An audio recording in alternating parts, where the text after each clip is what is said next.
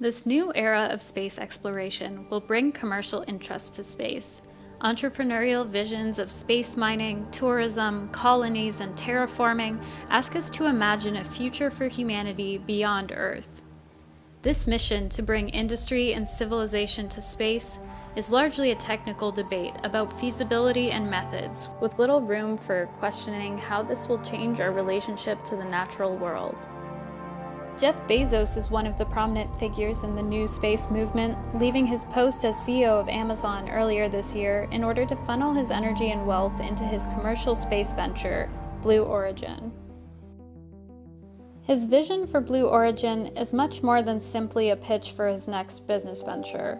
It's his vision for the future of humanity in space, one rooted deeply in romanticized projections of America's colonial past and neoliberal present. Our whole universe as the next frontier for capitalist accumulation. It's a simple argument. This is the best planet. And so we face a choice as we move forward. We're going to have to decide whether we want a civilization of stasis. We will have to cap population.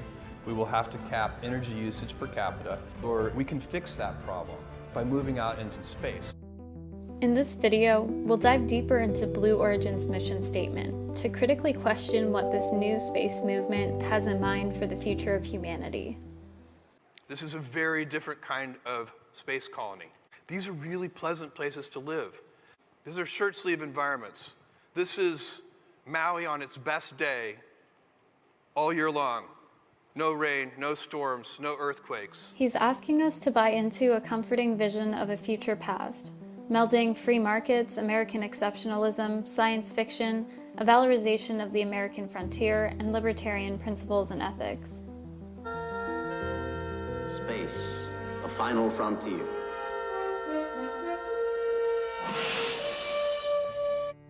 Outer space is offered up as the next frontier of opportunity, freedom, adventure, and untold profits.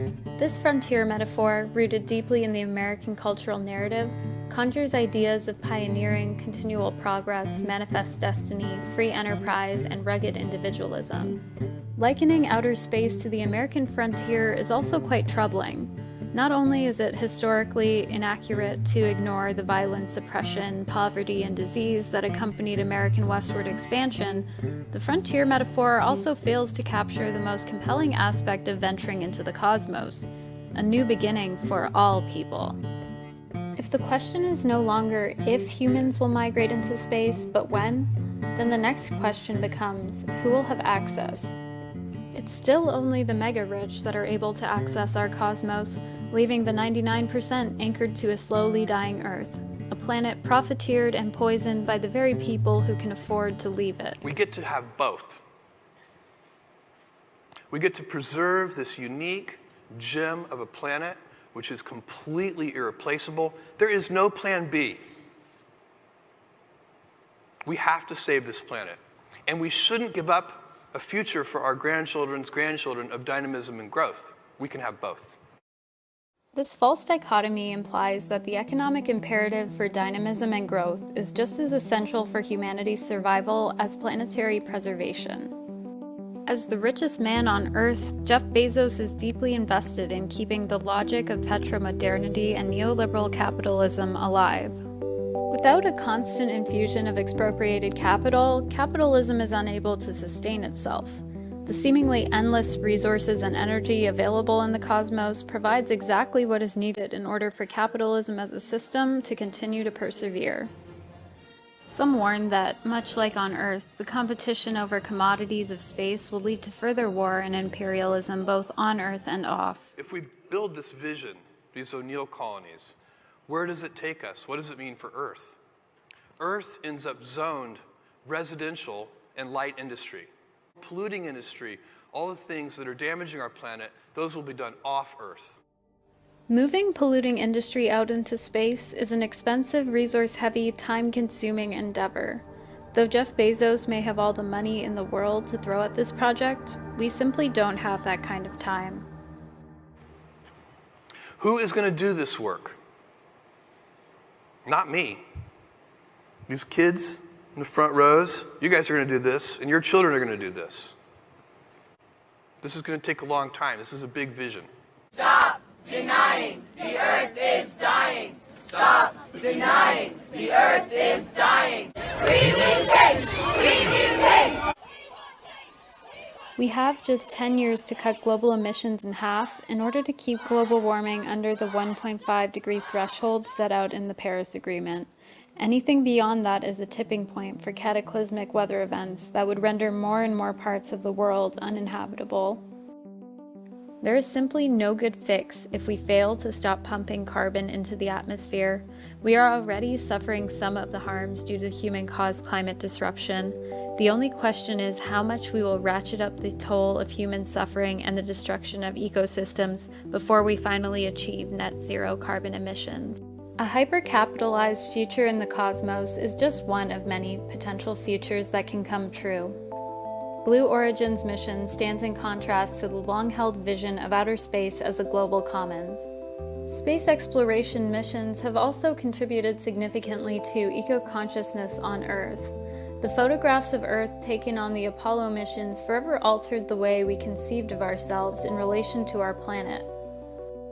The now iconic images Earthrise and the Blue Marble showed humanity for the first time the scarcity of Earth.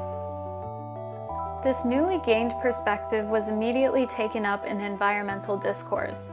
These iconic images galvanized the ecology movement in the US and sparked a radical rethinking of our dependence on and responsibility to sustaining Earth's ecosystems and the diversity of life on our fragile biosphere.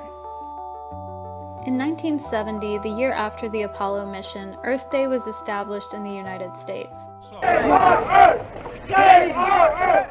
As Earth Day approached, support for it spread. On April 22nd, 1 in every 10 Americans took part in rallies, concerts, educational programs, and cleanup projects. The public outcry on that first Earth Day led to political action. Congress passed new laws for clean air, water, and endangered species, and created the U.S. Environmental Protection Agency. With humanity poised to return to the moon, venture to Mars, and perhaps one day establish industry and civilization in space, envisioning and articulating our purpose in space will make all the difference regarding the protection of our world and the worlds we may someday inhabit.